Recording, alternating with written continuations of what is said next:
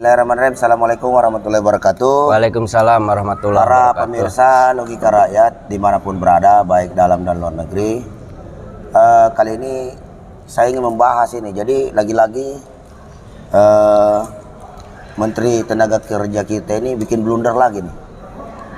Lagi-lagi mengeluarkan kebijakan Permenaker jahat nomor 5 tahun 2023. Dimana menurut saya ketika buruh lagi dongkol-dongkolnya, lagi gondok-gondoknya, lagi marah-marahnya, bahkan lagi murka terhadap Perpu Cipta Kerja oleh Jokowi, yang juga Menaker nggak bisa ngapa-ngapain gitu loh dalam membela buruh. Nah ini tiba-tiba di tengah gonjang-ganjing kegaduhan, kontroversi Perpu ini malah mengeluarkan Permenaker.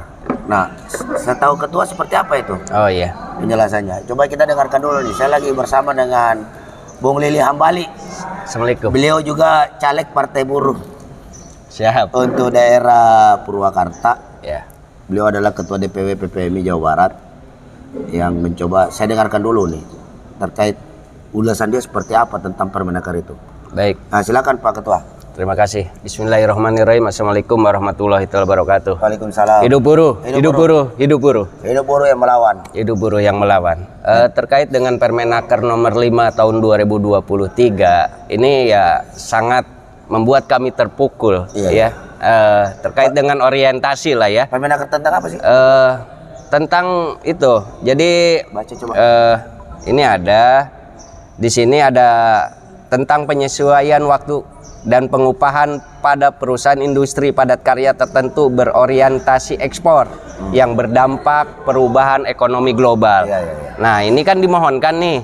Ya. Siapa pemohonnya?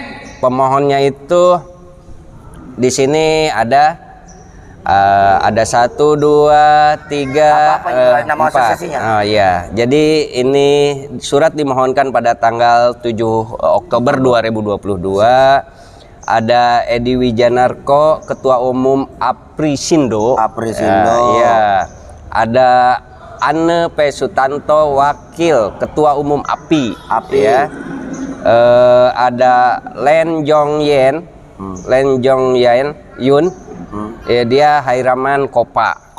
Iya Kopa. Ada Ah Chang Sub, dia Chairman Koga.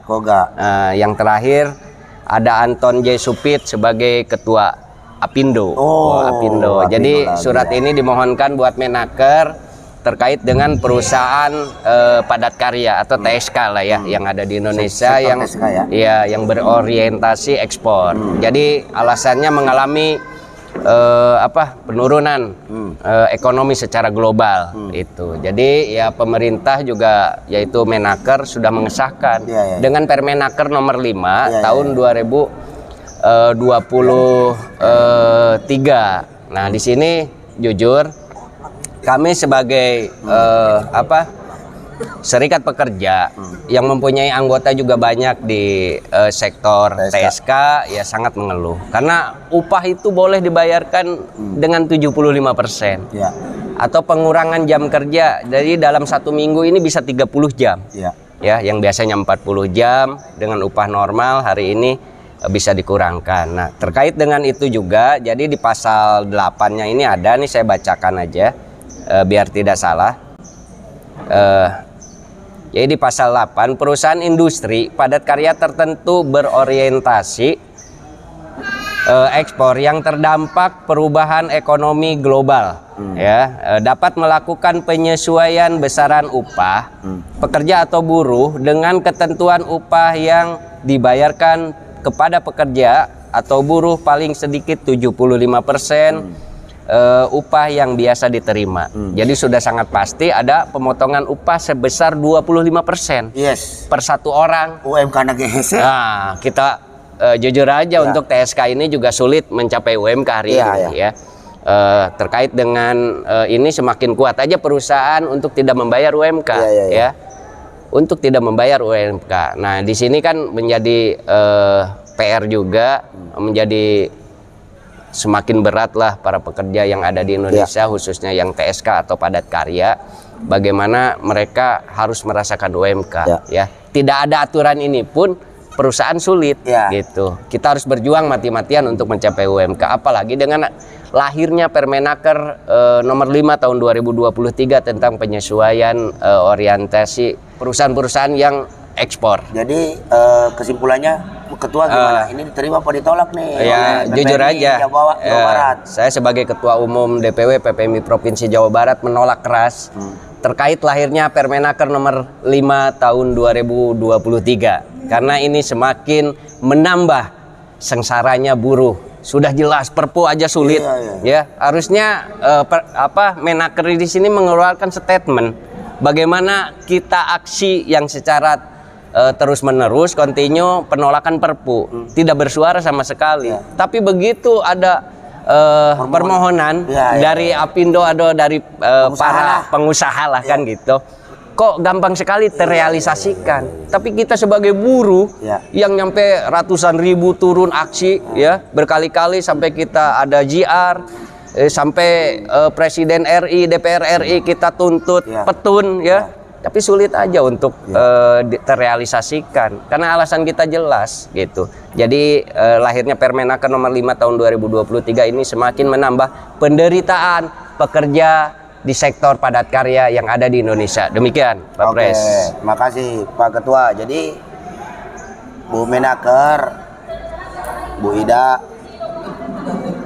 saya pikir ini bukan solusi. Dari Permenaker 5 2023 bukan solusi terkait masalah penyelamatan terhadap industri-industri yang berorientasi ekspor, ya kan? Kenapa saya nyatakan demikian? Nah, disinilah sebenarnya peran dan fungsi daripada Kementerian Tenaga Kerja harusnya membela tenaga kerja.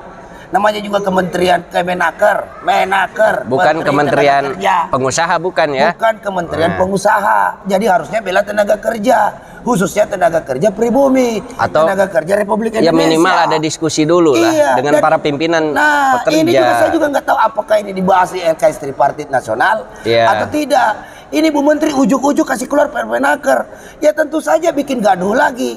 Nah, kalau ingin menyelamatkan industri padat karya yang berorientasi ekspor, nah disinilah peran fungsi daripada pemerintah untuk melakukan subsidi upah terhadap pekerja dari hasil pajak, bukan pajak ditilep sama pegawai pajak. Ini kurang ajar. Iya. Enggak? Betul. Enggak, Ketua? Uang negara pajak, hilang. Iya, upah kita. Buru-buru yang upahnya mungkin di atas UMK dipajakin, pesangonnya dipajakin. Betul. THR-nya dipajakin, mau beli belanja di Indomaret, di Alfa, di mana-mana dipajakin, beli bensin ada dipajakin juga. Itu pesangon sampai 5%. Ya kan, pesangon sampai 5%. Harusnya hasil pajak untuk buruh itu subsidi kawan-kawan buruh. Yang memang jelas-jelas ya, dengan catatan perusahaan itu jelas harus membuktikan bahwa dia telah melakukan kerugian karena menurunnya ekspor misalnya. Dia harus membuktikan, bukan dengan ngomong doang. Tapi kalau seandainya orang ngomong semua juga orang pembayaran bisa. pesangonnya meningkat Gitu dari Undang-Undang 13, ada pajaknya 5%, lumayan. Iya. Tapi ini pembayaran pesangon hanya 0,5, kena pajak lagi 5%. Bu Ida kritik itu juga, si Sri Mulyani itu minta Sri Mulyani dipecat karena nggak becus. Bayangkan ada skandal 300T, uang nggak jelas katanya, transaksi nggak jelas, ya kan? Katanya bukan korupsi. Lah kalau bukan korupsi, bukan pencuci uang, terus ada transaksi, ada uangnya, terus apa namanya? Iya. Ya kan? Ya kan, perampokan sistematis secara elektronik atau permainan saham apa gimana? Ya, termasuk kan? BPATK juga menghalang-halangi. Dan itu terbukti. Kalau cuma gaji 50 juta, mustahil itu agak sulit diterima akal sehat saya ketika pegawai-pegawai Kementerian Keuangan itu bisa beli Robicon, bisa naik motor gede, bisa apalagi tas-tas daripada istri-istrinya harganya jutaan. Ratusan juta itu. Harus itu. Jadi pajak itu bukan dimakan oleh pejabat, tapi disinilah fungsi daripada pajak-pajak rakyat itu untuk mensubsidi terhadap upah buruh. Bukan lantas Menaker ujuk-ujuk. Ini memang goblok juga nih Menaker kita ini. Main-main potong aja. Gede, Bu. 25%. Bayangkan 25%. Di tengah kondisi perekonomian kita, harga ini bawang pokok naik. Upahnya sudah naik tipis. Kortinya gede. Naiknya aja kemarin 6, berapa? 6 sampai 10%. Diskonnya nggak tanggung-tanggung, 25%. Jadi 75% ini, aduh, ini memang Menaker kita ini nggak pakai otak juga bikin peraturan. Ini peraturan yang sangat jahat loh, menjolimi buruh. Dan saya serukan kepada seluruh serikat pekerja, mau bulan Ramadan kayak mau Lebaran kayak nanti, pokoknya nggak ada, kita pergi demo nanti ini Menaker ini. Ini Menaker ini harus dikasih pelajaran nih.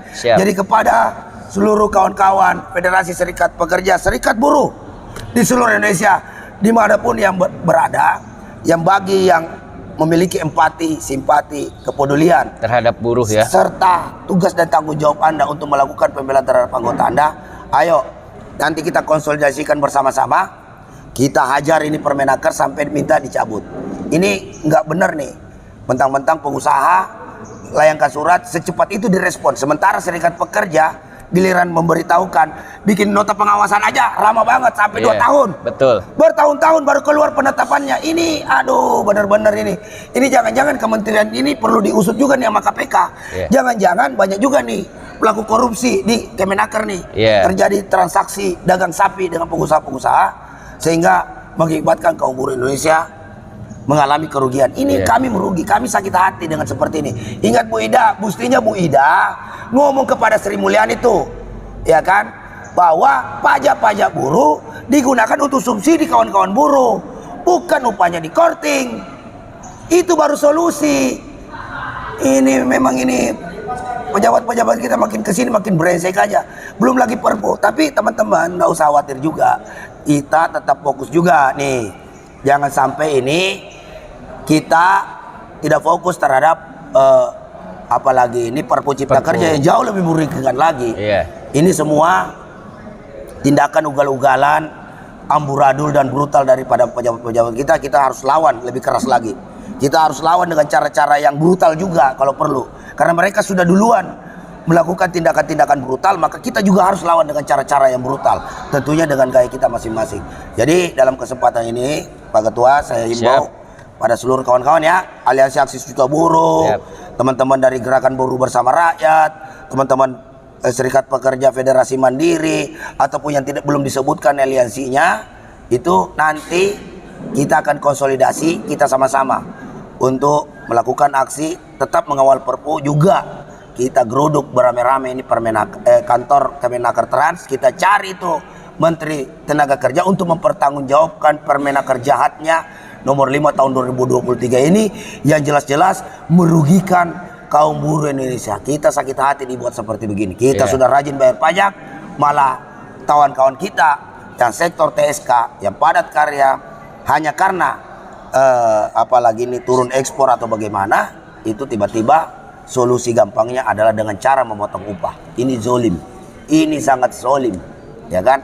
Saya ingatkan surah An-Nisa ayat 148 bahwa Allah amat membenci kata-kata buruk yang disampaikan secara terus terang, kecuali orang-orang terjolimi.